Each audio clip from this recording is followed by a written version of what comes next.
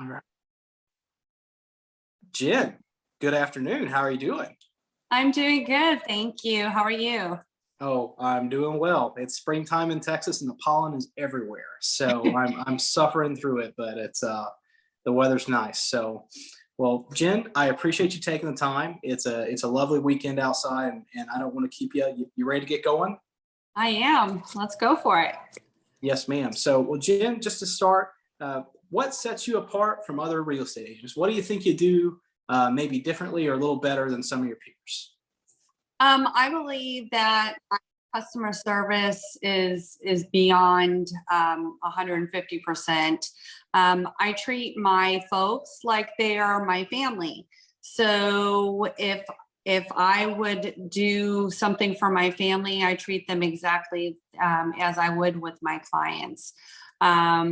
A lot of things that sets me apart is I'm very knowledgeable about my industry. I've been a realtor for 18 years. This last year, I sold over 10 million in homes, and I'm rated out of 500 agents out of my office, number 15 in the company. I also, in nationally, through the San Antonio Board of Realtors, out of 15,000 plus agents, I am rated somewhere between number 50 and 100, as I made the Platinum Top 50 finalists. Yeah. So given all of that, I'm doing something correct. And a lot of what I think I do the best is the customer service. So I continuously go in for education, stay up on top of my game. My clients ask me for what my advice is because they're familiar. I would say most buyers now do know a lot about real estate as far as what the process is, and they do a lot more research getting on the computers now, but they're Mhm. for us to tell them exactly what they should pay for it, what is too much, what their return value is going to be. So based off of that, I feel like I do a really good job. Yeah, no, I believe you. You've obviously made a successful career out of it and still be in the above top 1% is what I heard. So that's excellent. No, great job. Thank Well, you. Jen, yes, ma'am. Jen, really quick, briefly describe your most challenging real estate experience and maybe what you did to overcome that challenge.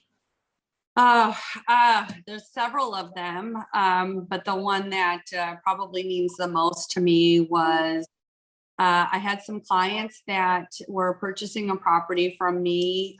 They were a referral from one of my previous clients, and their daughter was purchasing a property, and it was on the other side of town.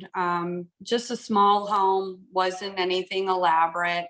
About a $225,000 home, first time home buyer. And they closed in their house and they ended up having a water leak.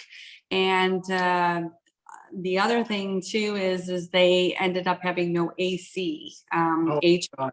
HVAC. It was air conditioning during the middle of the summer. They had a baby as well that was 4 months old. So I went ahead and they came to me, and it was very frustrating trying to get home warranty to go out there and take care of it as they literally just had closed that day. So I was able to call the manager for American Home Shield, which has a pretty good relationship with Coldwell Banker. And they were able to finally get somebody out the following day. They couldn't get them out that evening. But instead of having them suffer with water leak and also having no HVAC system, no air conditioning, I just went ahead and told them, let me get you out of the house. It was 95 degrees inside the house. And I put them in a hotel for the evening. And they were very appreciative. And the next day, the HVAC people and the water company went out to make repairs, and they were able to move into their house, just not the day that they closed. Yeah, yeah. Well, that's absolutely even one day or one night in 95-degree weather in Central Texas with a newborn does not sound like a good time. So good on you for being able to quickly hop in and take care of that and make sure that they were all set. I'm sure they greatly appreciated that. So well, Yes. yes, ma'am. Well, Jen, tell me, describe maybe another time that you went above and beyond on a client's behalf. Uh, okay, there's a great doozy on that one. I had some clients that were, I'm a certified relocation specialist, meaning I take a lot of Coldwell Banker provides us a lot of the higher end military families, Boeing families, people that are moving from out of state. There's definitely a different kind of niche on that. I had received a lead from them, and Navy Federal actually. And these folks, I worked with them for a couple months. They were living in a big semi mobile home that they took with them every place they went. You know, one of those big buses like you'd see, Mhm.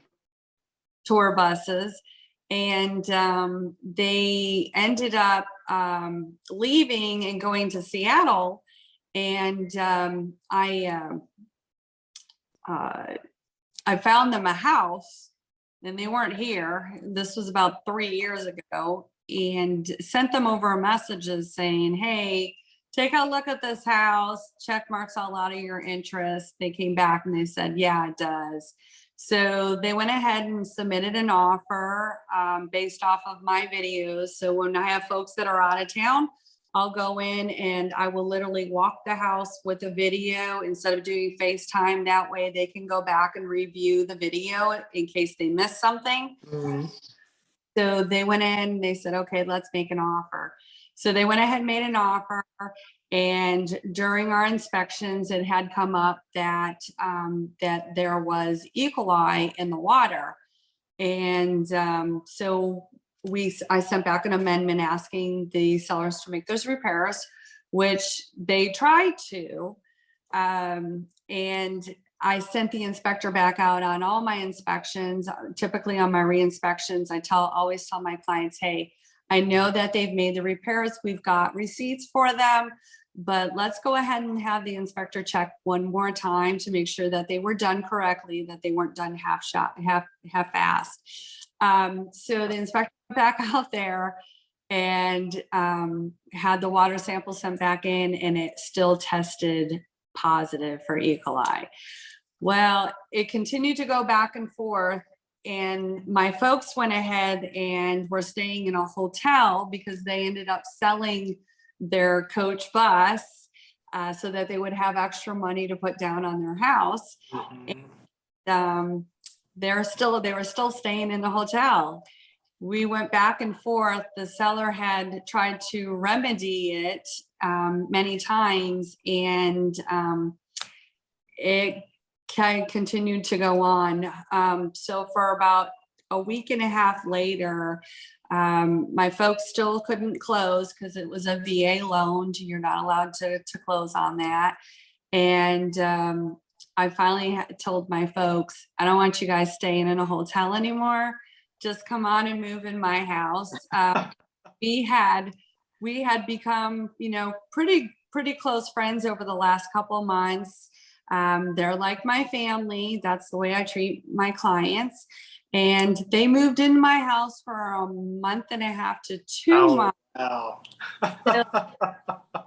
They ended up having to drain the water well storage container, and they applied a coating inside of it. But it was like 2 months later, they finally did close and moved out of my house. But that would probably be the most challenging thing I've ever done. And I probably allowed about 4 people to stay in my house total over the 18 years. So I trust them a lot. They're trusting me Yeah. them and to make sure I'm doing the right thing on behalf of them. And when I have people living here with me, it's because I trust them like my family.